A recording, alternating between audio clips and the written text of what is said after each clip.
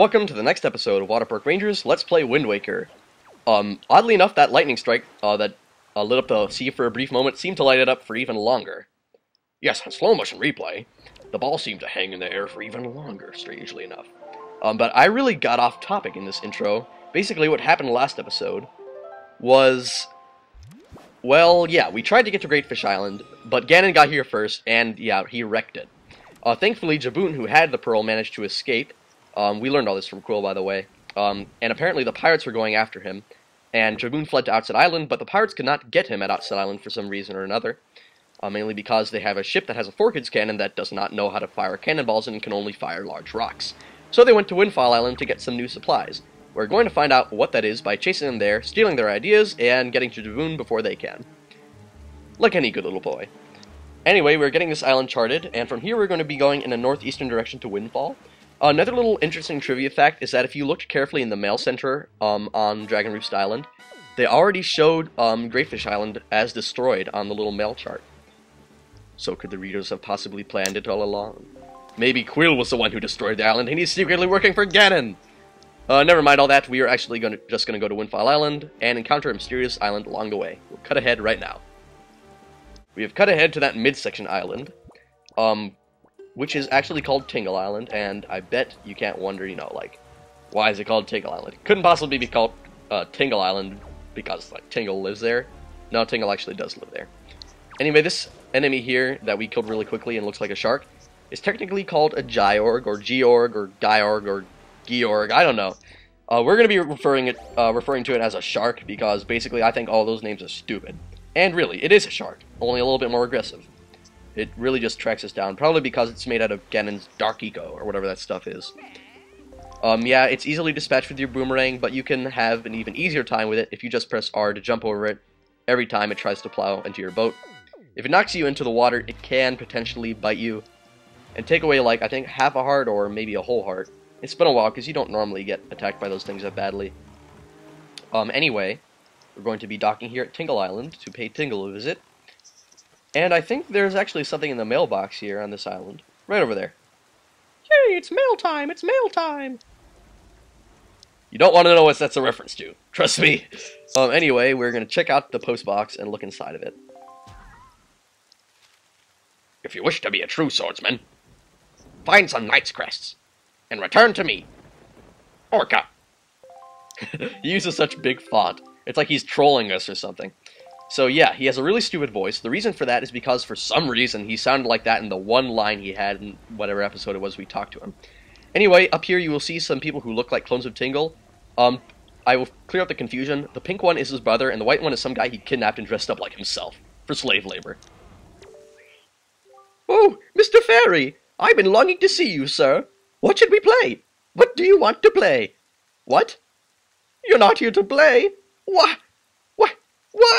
I don't think I've ever seen a wallet so tiny. There's so little room in it that you must be throwing away most of those beautiful sparkly rupees that you find. How tragic! Maybe you should kindly ask the fairy on the island north of here for assistance.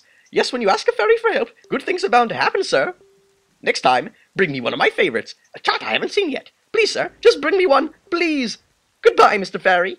Please come visit me here at Tingle Tower again, where wonderful fairy magic makes the place spin and spin.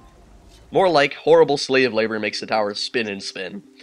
So yeah, these people are forced to turn the giant Tingle head, which looks pretty grotesque, but you can't see it too well in the storm, so I guess I won't bother trying to show you it.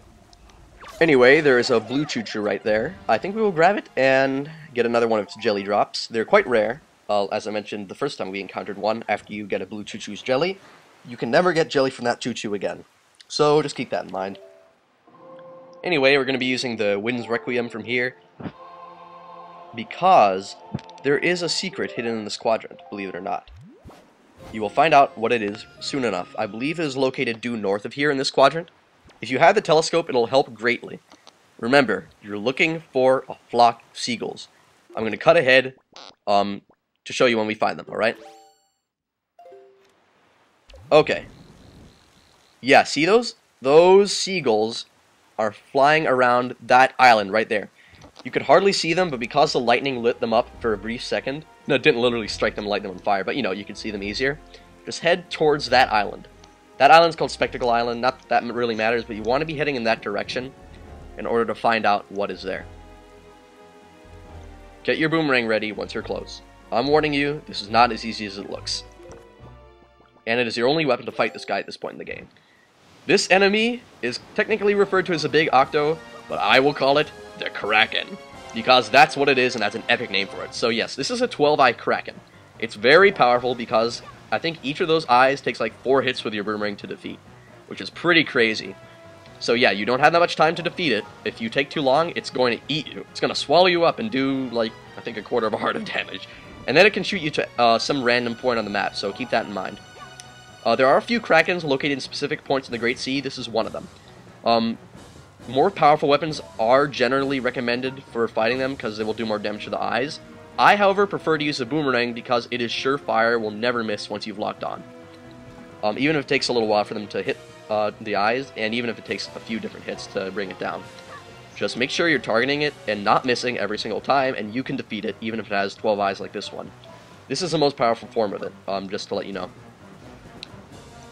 Yeah, I recommend that you bring this one down because the reward that it carries, you can actually carry yourself, even with your small wallet, because it actually does not have to do with your wallet.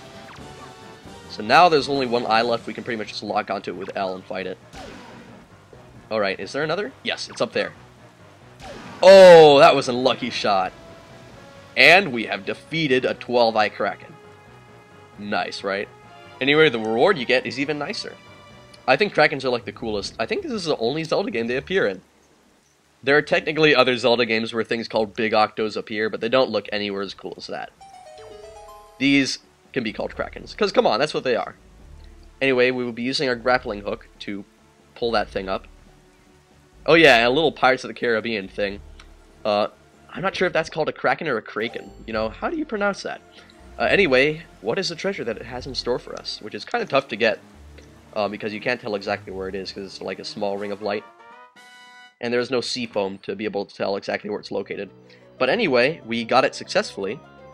So what could be inside?